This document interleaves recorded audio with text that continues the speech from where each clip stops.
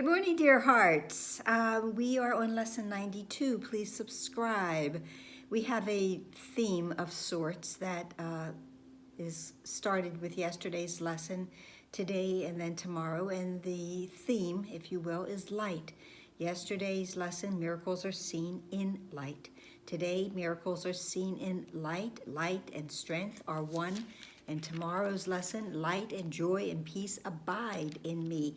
It's important for us to understand the light because the light is what will lead us to understand and remember our true self, and that's with the big S. So today's lesson is this, it says it right at the beginning, that this idea is indeed an extension from our previous one. And we don't think of light in this terms of strength or in darkness in terms of weakness, but in truth they are, because the darkness is all about the ego, and the ego indeed is weak. That's because our idea of what seeing means is tied with the body and with the body's eyes and the body's brain. And so there's a part of this lesson, the first sentence or so, that we could take as being a little insulting because it addresses those of us who have these little pieces of glass or plastic in front of our eyes. You believe that you can change what you see by putting little bits of glass before your eyes. This is among the many magical beliefs that come from the conviction that you are a body and that the body's eyes can see. We're speaking of vision is what we want, not body sight. It says you also believe the body's brain can think. The brain, and there's a difference between the brain and the mind, which this lesson addresses. The brain collects information. The mind thinks. The mind of God thinks. God is the mind with which I think. And that is brought into today's lesson as well as a couple of our other lessons from our first 50. It is but if we understood the nature of thought, we could laugh at this insane idea. Again, the brain can't think, but the brain collects lots of information, and we believe that is thinking, but it is not. It's collecting. It's as if you thought you held a match that lights the sun and gives it all its warmth. I mean, it's just part of these magical beliefs that for us to believe that the body's eyes can see or that the brain can think. It's God's strength in you. That is the light in which you see as it is His mind with which you think. God is the mind with which I think. God is the light with which I see. And then, of course, God is the strength in which I trust. So several of our previous lessons, 44, 45, 47, all play into today's lesson. And we can see how everything weaves together. What we already have been given in information brought forth, that thread comes through again, wrap it around again in our beautiful celestial loom here to bring in what is real and what is true. It is God's strength that denies your weakness. God's strength, our Father's strength.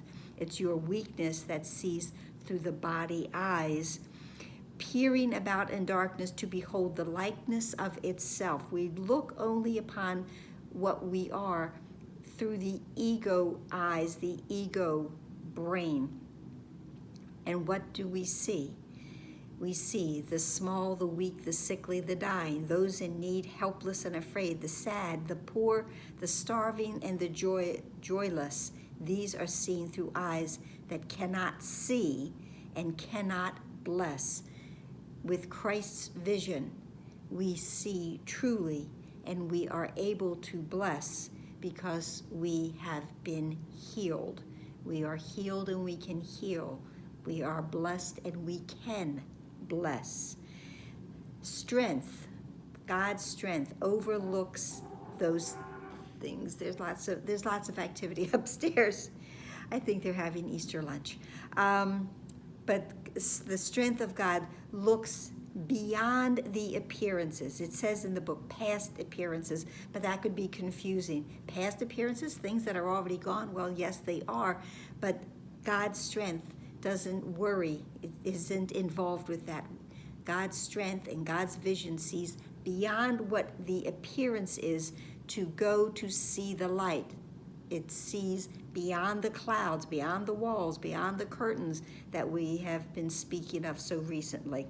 God's strength keeps its steady gaze upon the light that lies beyond. It unites with the light of which it is a part. It sees itself. Strength is the truth about you. Weakness is an idol, falsely worshipped and adored, that strength may be dispelled and darkness rule where God appointed that there should be light. And God said, "Let there be light." Strength comes from truth and shines with light its source has given. God has given it. Weakness reflects the darkness of its maker. So for the moment, I'm just going to go to those two columns that we spoke of yesterday in yesterday's lesson. The ego is weak, helpless, limited, doubtful, an illusion, and only sees darkness. Spirit, the truth of who we are. And our spirit, our strength is strong, all-powerful, unlimited, certain, a reality, and is in the light. That, again, these are the qualities of who we really are, even though we don't recognize it at this time. Truth is a savior and can only will for happiness and peace for everyone, and it gives its strength to everyone who asks in limitless supply. Limitless. That is, again, that we are unlimited, and what comes from God is unlimited, limitless supply. There's always enough. There's always enough for everyone all the time. And strength and truth sees that lack in anyone would be lack in all. This is the one-mindedness. If I am seeing lack somewhere, in myself, in the sonship, anywhere around, then that means that there is some lack in God. I'm not seeing with Christ's vision. I'm seeing with body eyes. Body eyes will see lack. Christ's vision will not. Christ's vision sees that God provides fully and truly and always for everyone. So its strength is shared, that it may bring to all the miracle in which they will unite in purpose and forgiveness and in love. And that's how we choose to unite. And it is that light that will bring us to that space. Then the next two paragraphs, 6 and 7, are, it says weakness, which looks in dark. You can add in before that ego, because these two paragraphs are about what the ego looks on, what the ego would share. It would share weakness, and it looks in darkness, and it cannot see a purpose in forgiveness or in love, and it sees all others different from itself, and different from itself, and nothing in the world that it would share. The ego is all about me, me, me. Remember that. Not we, we, we. The ego is always believing in lack. I cannot share with you because then I won't have enough. That is a limited mindset. And the ego judges and condemns, but does not love. In darkness, it remains to hide itself and dreams that it's strong and conquering, a victor over limitations, that but grow in darkness to enormous size. The ego is always afraid. Fear and the ego are always together. And the ego fears, and it attacks, and it hates itself, and darkness covers everything it sees, leaving its dreams as fearful as itself. No miracles are here, but only hate. While light and strength perceive themselves as one, the light of strength is not the light you see. It does not change and flicker and go out. So if I'm the light I think I see, if it's coming from the ego, it's only temporary. But the light from God is forever and always. The light of strength is constant and sure as love, forever glad to give itself away, because it cannot give but to itself. Giving and receiving are one in truth. This is how everything we see is so consistent and constant, cohesive here. No one can ask in vain to share its sight, and none who enters its abode can leave without a miracle before his eyes, and strength and light abiding in his heart. Strength and light unite in you, and where they meet, your self, big self, stands ready to embrace you as its own. Such is the meeting place we try to reach today, to find and to rest there. Our practicing is 2 times a day, 20 minutes, of course, hourly.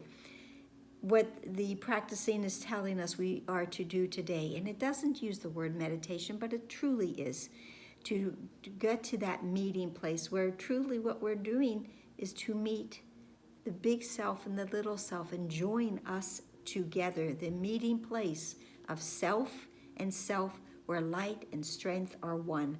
And morning and evening we practice. And let us repeat as often as we can this idea for today, and recognize that we are being introduced to sight and led away from darkness to the light, where only miracles can be perceived. So there's just one more thing, and I've shared this story, or this metaphor, I guess, every time that I've done this lesson. And it's the difference between the mind and the brain.